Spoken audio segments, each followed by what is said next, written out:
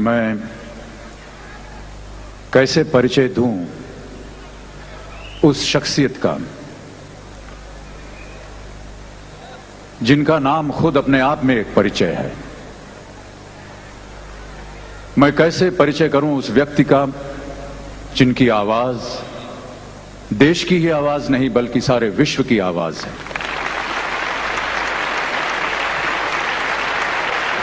निस्संदेह एक ऐसी आवाज जिसे सही मानों में वॉइस ऑफ द मिलेनियम कहा जाना चाहिए। मैं कैसे परिचय दूं उनका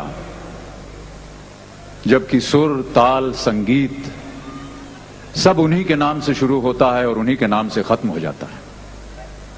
मैं कैसे परिचय दूं उनका जिन्होंने विश्व भर में अनगिनत खिताब पाए हैं, अनगिनत रिकॉर्ड्स कायम किए हैं। इस अमूल्य रत्न का मूल्य कैसे किया जाए?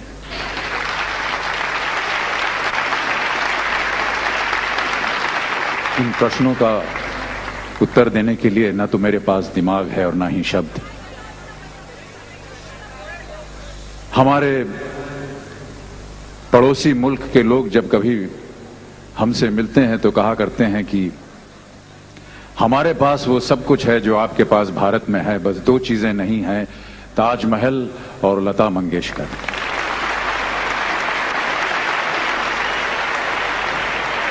इतनी बड़ी उपलब्धि अपने आप में ही एक अजूबा है। परंतु अपनी छोटी सी हैसियत में लता जी के गुणों का वर्णन करने के लिए मैं प्रयत्न करना चाहता हूं। धृष्टता के लिए लता जी मुझे क्षमा करें। पता नहीं आप लोगों ने कभी सितार को नजदीक से या करीब से देखा है या नहीं। सितार के ऊपर कई एक प्रमुख तारें होती हैं जिसे खींचने से और उस पर उंगलियां फिराने से सितार बज उठता है, उसमें से सुर निकलती है, आवाज निकलती है। इन प्रमुख तारों के नीचे भी 10-12 और तारें होती हैं, कुछ पतली सी, जिन्हें कि आमतौर पर सिंपैथेटिक स्ट्रिंग्स कहा जाता है। और जब कभी भी सितार वादक इनकी धुन, इनकी ध्वनि सुनना चाहता है तो वो अपनी छोटी उंगली से उन्हें छेड़ता है और उनमें से ध्वनि निकलती है। लेकिन अक्सर ये होता है कि अगर प्रमुख तार को ऐसे ढंग से खींचा जाए कि उनका सुर सही निकले तो ये सिंपैथेटिक स्ट्रिंग्स अपने आप बज उठते हैं। ये सिंपैथेटिक स्ट्रिंग्स इसलिए बज उठते हैं क्योंकि उस सुर में इतनी प्रबलता होती है, इतनी शुद्धि होती है कि उन्हीं के कारण ये तार अपने आप बज उठते हैं। लता जी के सुर में, लता जी के गायन में, लता जी की आवाज में मेरा ऐसा मानना है कि इतनी प्रबलता है, इतनी शुद्धि है कि वो मनुष्य की आत्मा के तारों को झंकृत कर देती है।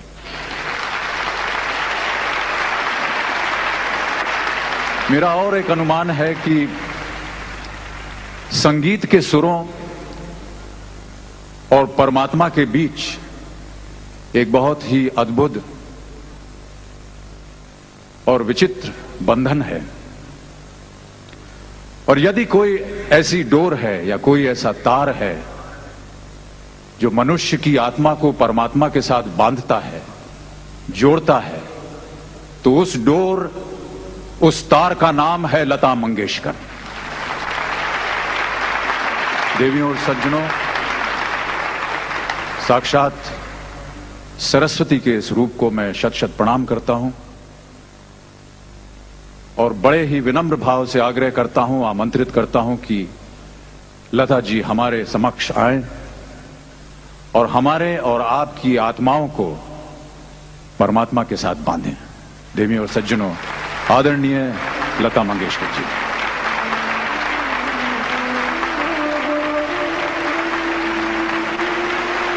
One, two.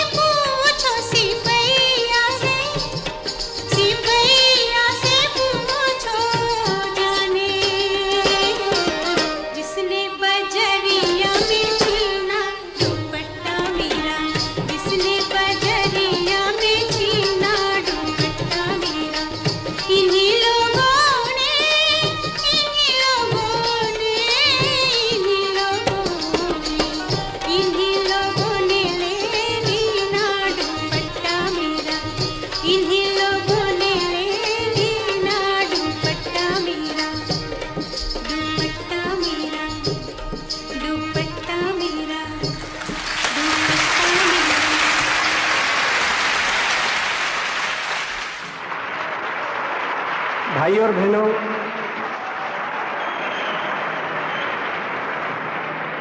कोई कहता है 20,000, कोई कहता है 2 लाख, कोई कहता है 50,000। कितने गाने कितनी जबानों में और किस किस किस्म के गाने गाए हैं। माँ का गाना है तो बच्चों को रुला दिया है, बच्चों का गाना है तो माँ को रुला दिया, भाई का गाना है तो बहन को रुला दिया है, बहन का गाना है तो माँ को रुला दिया है। वो लता मंगेशकर आज मेरी बहन मेरे कहने के ऊपर मेरे सिर पर बोझ रखकर एहसान का और आज आ गई हैं। मैं उनका बहुत बहुत शुक्रिया अदा करता हूं और उनसे रिक्वेस्ट करूंगा कि अब वो आप लोगों के सामने आए। लता मंगेशकर।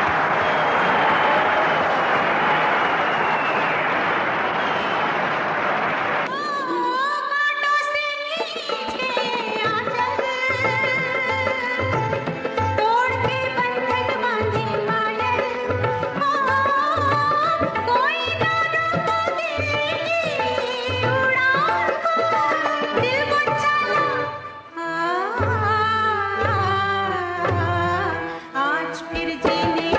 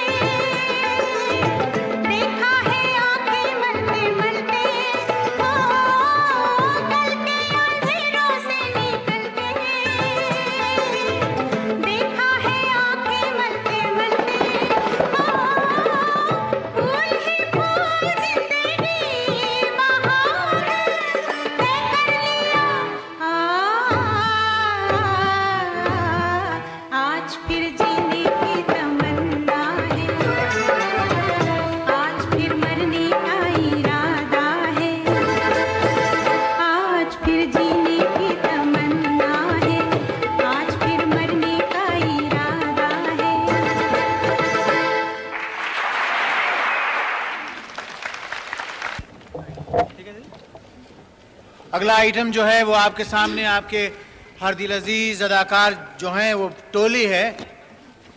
3 कैरेक्टर हैं बड़े नटोरियस। एक तो अमिताभ बच्चन है और एक हैं शशि कपूर और उनके साथ हैं हमारी बहुत ही प्यारी बहन जो है वो राखी। तो वो तीनों आएंगे और इस गाने को इंट्रोड्यूस कराएंगे जो लता जी गाने वाली है।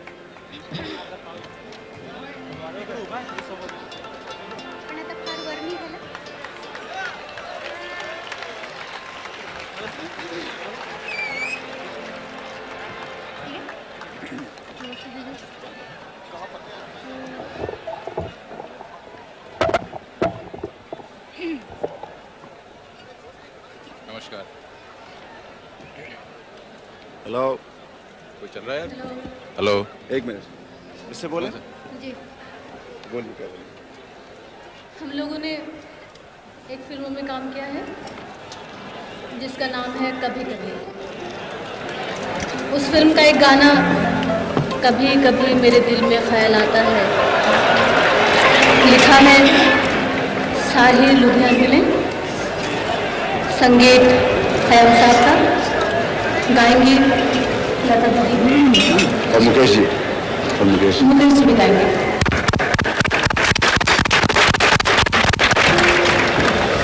लेकिन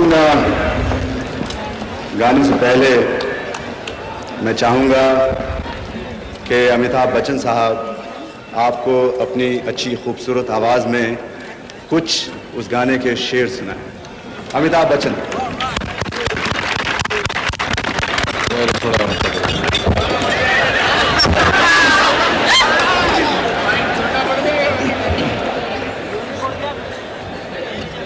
कभी कभी मेरे दिल में ख्याल आता है कि जिंदगी तेरी जुल्फों की नर्म छांव में गुजरने पाती तो शादाब हो भी सकती थी।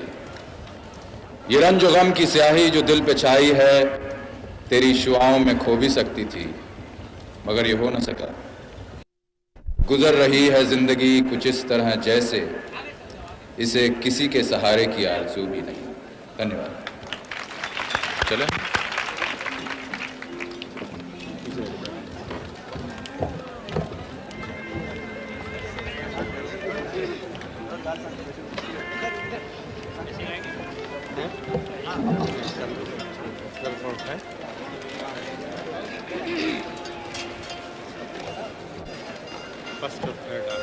भरत तू इधर आ जा।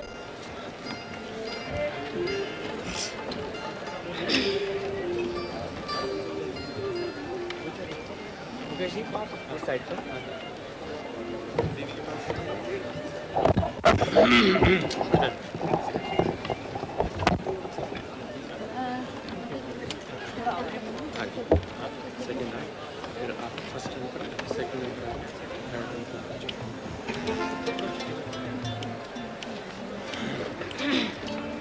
लाइट येते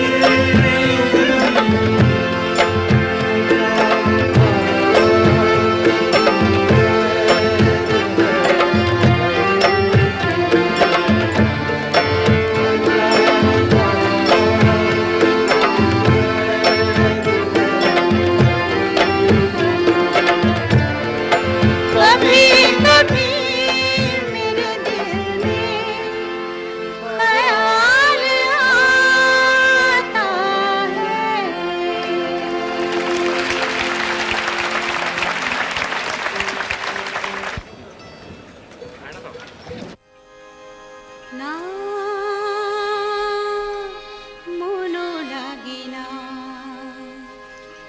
এই জীবনে কিছু যেন ভালো লাগে না না মনও লাগে না এই জীবনে কিছু যেন ভালো